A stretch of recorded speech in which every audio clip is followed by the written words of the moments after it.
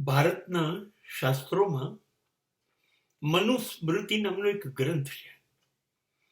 એવું કહેવાય છે કે ભારતના ઇતિહાસમાં સૌથી પહેલો પુરુષ મનુ અને પહેલી સ્ત્રી શતરૂપા હતી.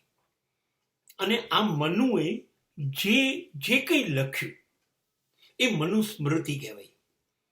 અને એમાં એમણે એવું કહ્યું કે બ્રાહ્મણો એ ઈશ્વરના મુખમાંથી ઈશ્વરથી પ્રસન્ન થયેલા છે, એટલે બ્રાહ્મણ એ ઈશ્વરનો પહેલો દીકરો છે.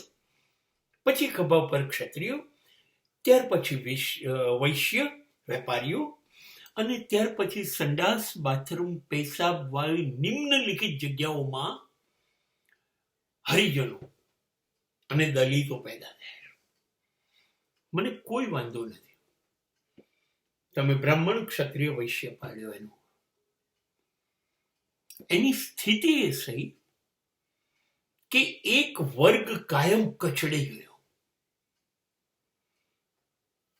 એની કોઈ ચિંતા ન કરી.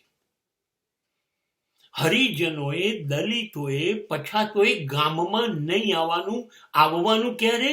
સવારે અંધારું હોય, જ્યારે કોઈને કોઈનું મોં ના દેખાય ત્યારે આવીને ગામની ગટરો સાફ કરી જવાની, ગામના રસ્તા સાફ કરી જવાના, અને કોઈને મોં નહીં બતાવવાનું તમે શું કર્યા માણસ છો. આ આપણે કર્યું હતું. ગામની બહાર ઊંચો ટેકરો, રેતી, જંગલ જે હોય ત્યાં ઝૂંપડા બાંધીને રહેવાનું, અહીંયા આવવાનું નહીં. ગામના કૂવામાંથી પાણી નહીં ભરવાનું. અને પાછા ગામના ખેડૂતો મજૂરી ઉપર, જેને મોં નથી જોતા, જેને અપશુકન્યા ગણે છે, એની સ્ત્રીઓને, એના પુરુષોને ખેતરોમાં મજૂરી પર રાખે. અને આ ખેડૂતોએ આ સ્ત્રીઓને પર બળાત્કાર કર્યા જ છે જીવન પર, કદાચ હજારો વર્ષ. અને આ પ્રથા 5000 વર્ષથી ચાલે છે.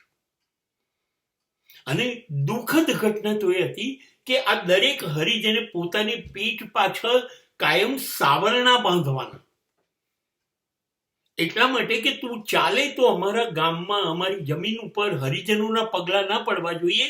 એ સાવરણો પગલા પૂરા કરી કાઢે, ભૂસતા જાય. અને એટલા માટે તારે 2 બાહીનું શર્ટ નહીં પહેરવાનું, તારે 3 બાહીનું શર્ટ પહેરવાનું. એટલે ત્રીજી બાય હવામાં ઉડતી હોય તો અમને દૂરથી ખબર પડે કે સામે હરિજન આવે. અને જો અમારા ગામમાંથી કોઈ સજ્જન માણસ, બ્રાહ્મણ, ક્ષત્રિય કે વૈશ્ય નીકળે તો તારે દૂર જતા રહેવાનું, ખૂણામાં, રોડ ઉપર નહીં દેખાવાનું.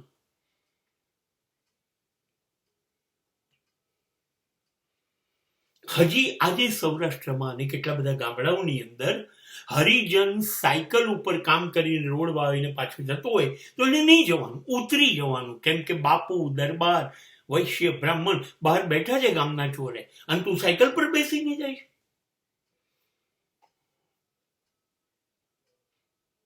આ જે ત્રાસ જે થયો, એટલો બધો ત્રાસ થયો, અને આપણે કંઈ કામ નથી કરી શક્યા. હા, થોડી વાતો કરી ગાંધીજીએ, અને શુદ્રોને નામ આપી દીધું હરિજન, ઈશ્વરના માણસ. ઈશ્વરના માણસની તમે હાલત કરી, અને હજારો વર્ષો. હજી આજે પણ ઉત્તર પ્રદેશ, બિહાર, રાજસ્થાન, ક્યાં પણ મંદિરમાં તો ગામમાં પ્રવેશ નથી, મંદિરમાં કેવી રીતે?